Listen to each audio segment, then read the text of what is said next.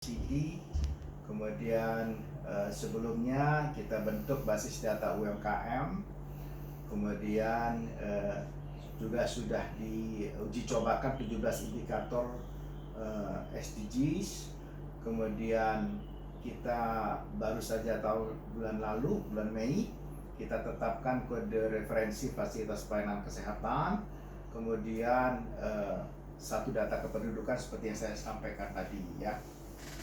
Saya kira itu ya terkait dengan perkembangannya, dan tadi kita sudah sampai pada satu kesimpulan. Kesimpulannya adalah pertama, ya nggak salah ini saya mesti lihat. Pertama bahwa kita akan sekali lagi akan membentuk task force ya. Task force, jadi task force ini dalam level teknis ya akan kita bentuk ya untuk memfollow up hasil keputusan yang tadi ini. Kemudian mengenai DTKS, ini yang lagi ramekan DTKS, ini akan kita establish dengan NIK, basisnya NIK, dan Kemensos nanti akan menjadi eksekutor, dan datanya ini nanti akan kita istilahnya di updating.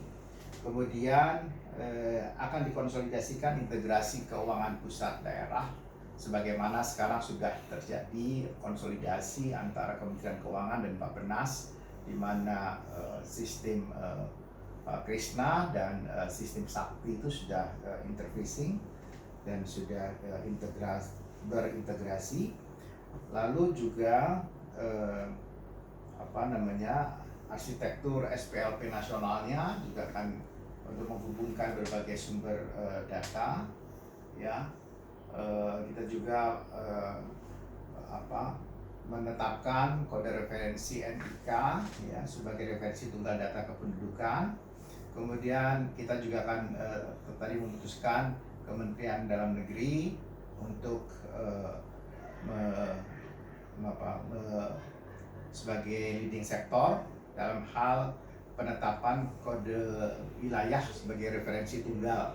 Jadi kalau kita lihat di kita punya KTP itu kan ada referensi tunggal wilayah, dan ini kita minta semua KL menggunakan ini supaya kita tahu itu di daerah mana. Kemudian NPWP kita akan pakai sebagai basis tunggal untuk data usaha, termasuk misalnya bantuan-bantuan subsidi. Kayak sekarang kita ada subsidi bantuan bunga bagi pengusaha. Nah ini yang kita dorong adalah mereka-mereka yang punya NPWP, termasuk untuk UMKM.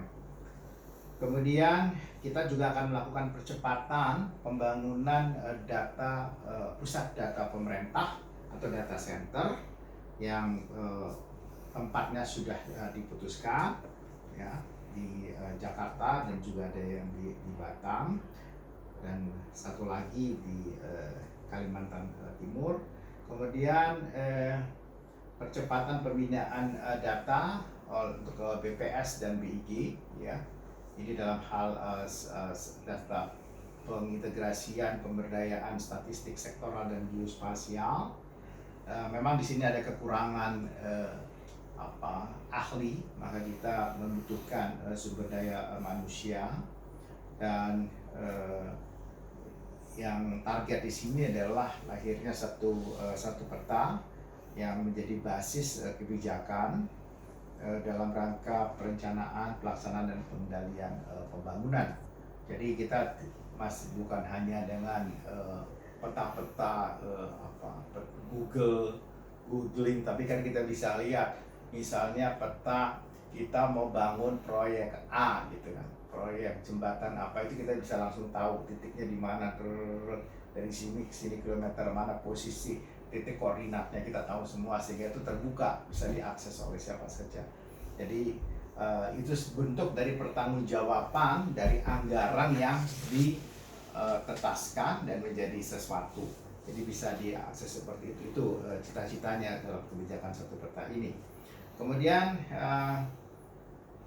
kita akan